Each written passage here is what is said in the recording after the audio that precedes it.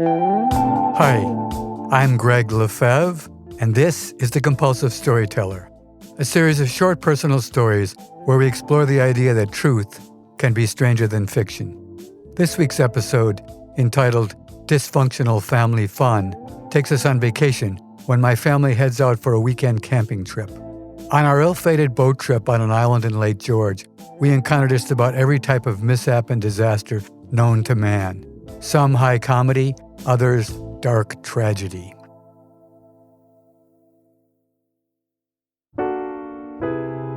Dysfunctional Family Fun.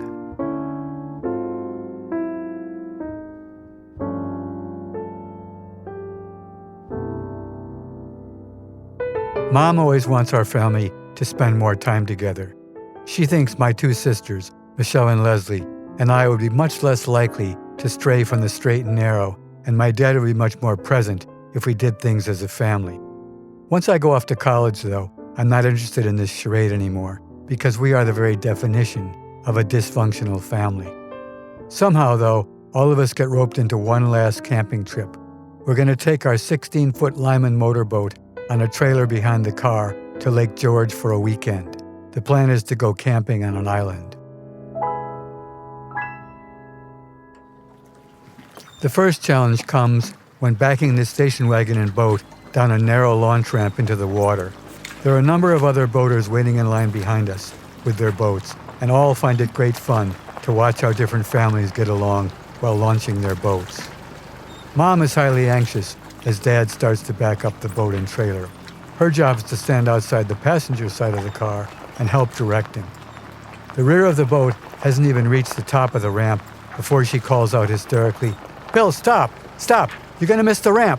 Which brings smiles to the other boaters and frowns to my sisters and I, who've witnessed this family humiliation many times before.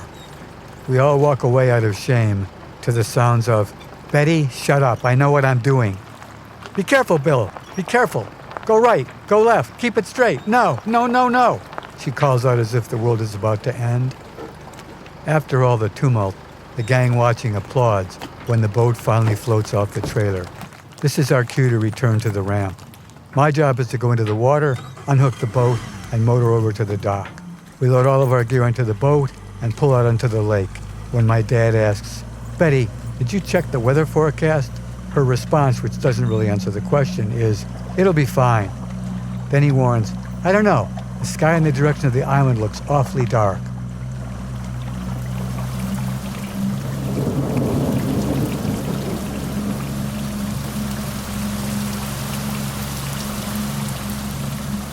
The storm comes across the water quickly, but luckily there's no wind at all.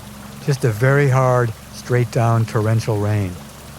Once we're in it, visibility diminishes to almost zero. Then the engine conks out. Now it's my mother's turn to point the finger. "Did you check the gas before we left?" His excuse is, "It must be flooded from the rain." My mother reaches for the handle of the gas tank, which she hefts and finds it to be empty. "Yeah, right. Flooded?" We're all getting soaked through, but it's summer, so it's almost refreshing.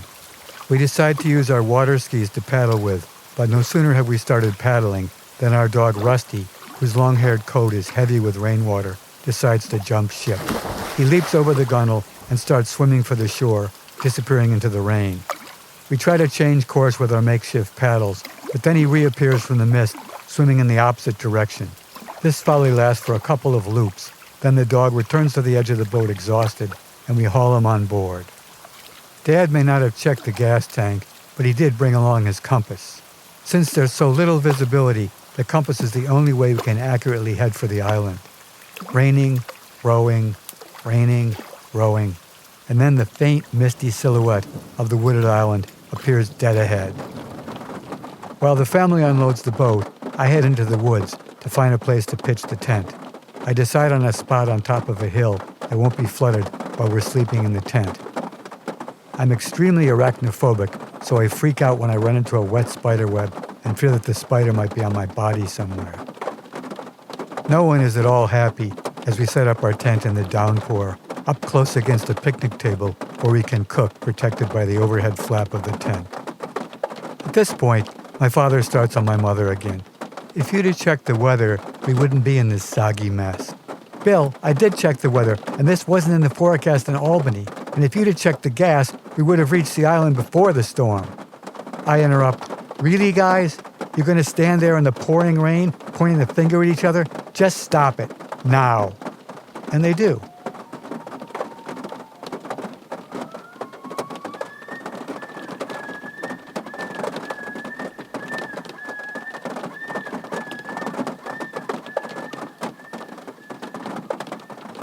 Because of the rain, the Coleman stove doesn't work, so I decide to use some of my Boy Scout tricks to build a fire. Armed with some birch bark and dried twigs I found inside of a knothole in a nearby tree, I managed to build a small, smoky fire which goes out immediately. My sisters both laugh, my parents laugh, and then I laugh. The comic relief is short-lived, though, because a spider crawls up my arm and I scream, "Get it off me! Get it off me!" which my dad does. But I'm not laughing anymore. The bright light of our lantern has attracted lots of wet spiders, and before long, they're all around us, heading for inside the dry tent. Deciding who sleeps where is like solving Rubik's Cube. I want to sleep far away from the door of the tent, where the spiders might enter. My little sister wants the same, but because monsters might enter there too. My parents want to sleep as far from each other as possible, and my sister Michelle doesn't care where she sleeps. Ah yes, the happy campers.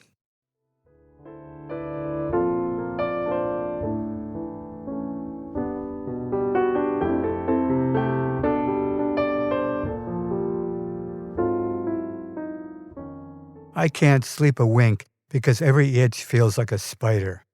So I get up and sit on the picnic table under the flap, and Rusty sits miserably under the table. Before dawn, the rain ends, and I realize that the dog has disappeared. I start to call out his name, "Rusty! Rusty!" but no response. Then I panic. What if he tries to swim to the shore again? He'll never make it. As I pass by a big fallen tree, there he is, covered with mud, sheltering in a dry corner under the upturned root ball. We take a walk together around the island and look out across the lake, where we can see a few twinkling lights in the distance along the shore. After dawn, Dad has managed to get the stove going, and my parents now have something new to argue about: how to fry an egg. After breakfast, he speaks up. "I think we should head home." Everyone wholeheartedly agrees, except for my mom, who says, "But the storm has passed. We can dry everything out and finally enjoy this place." She is outvoted 4-1. Because we're all sleep-deprived, soaked to the bone and cold, she doesn't stand a chance. Another boat arrives while we're loading our boat, and they give us a little gas to motor back to the boat ramp. After pulling out the boat, Dad suggests, "How about lunch at McDonald's?" Everyone enthusiastically agrees. This was back in the days when McDonald's didn't have indoor dining, and customers waited online at a takeout window in the front. All three of us kids, with muddy knees and elbows and dirty faces, make a pretty picture, not unlike the famous painting of Valley Forge, with the defeated Continental troops bandaged and hobbling along. The dog, now on a leash, is also muddy with pine needles and leaves mixed in. My dad, though, he really takes the cake. He's wearing his pajama tops, which are rumpled and soiled. His hair is sticking out in every direction, and he hasn't shaved. And instead of wearing his wet jeans, he has on his boxer shorts hanging below his PJs.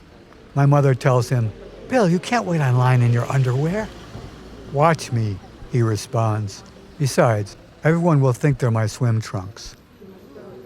When we finally reach the takeout counter and we all crowd around to order, the man behind the counter looks us over and says to my father, "Good afternoon, sir.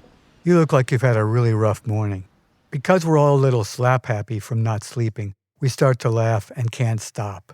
Needless to say, the people behind us are annoyed because we're holding up the line, and when they complain, my father whispers to us, "Hey, if they can't take a joke, screw them," which makes us laugh even louder.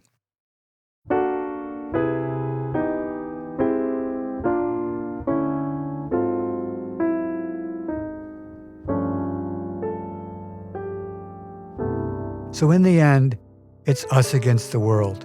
And for a moment, just a moment, we actually feel like a happy, Dysfunctional Family.